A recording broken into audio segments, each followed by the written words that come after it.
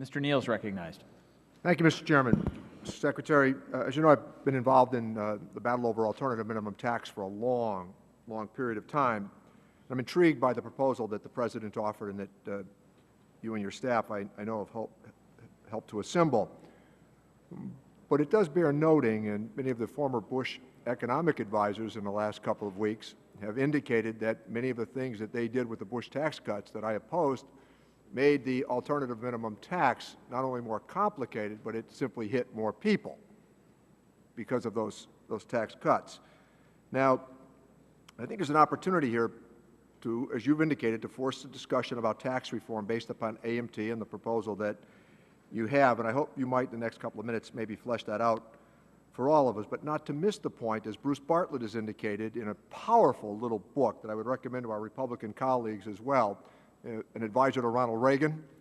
He has kind of laid out not a left or a right scenario as much as a kind of a reflection on what went awry during those years. And the second part of my question is, what do you intend to do with the Bush tax cuts? And the third part of the question is, I know the money market funds discussion has arisen, and as we proceed with that, I think it's important to acknowledge that local government and state government relies on those money market funds for a lot of private sector investment and initiative.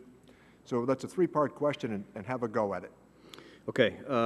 We think the Buffett rule, which is a proposal to say that people make more than $1 million in the country should pay, in terms of their effective tax rate, no less than 30%, is a better AMT.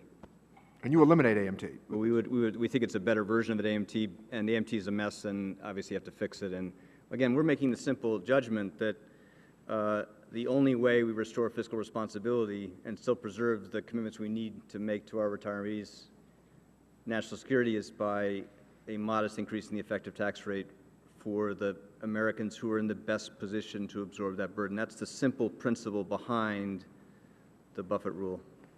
Now, your second question is, what do we propose to do with the Bush tax cuts?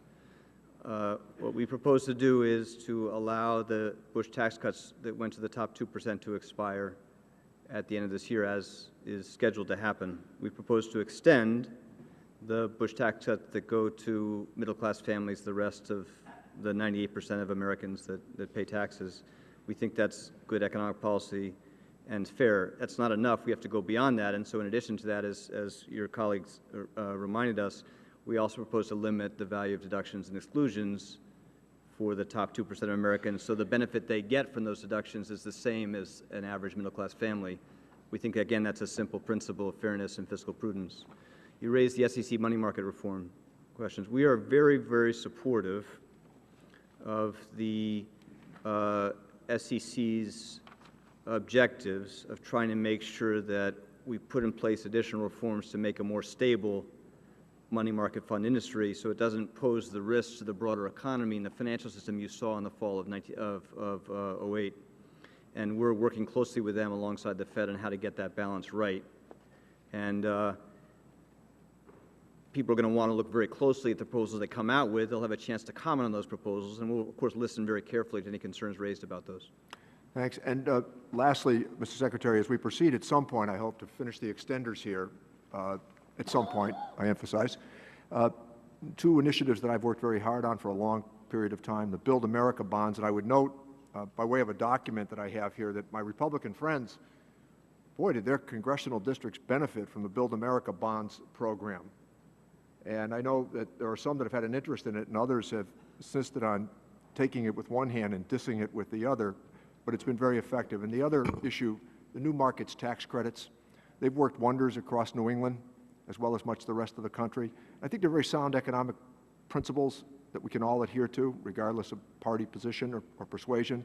So I'm hopeful that as you proceed, that you'll look favorably upon those opportunities as well. We will, and I share your enthusiasm and support for those two Type 2 tax proposals. Thank you.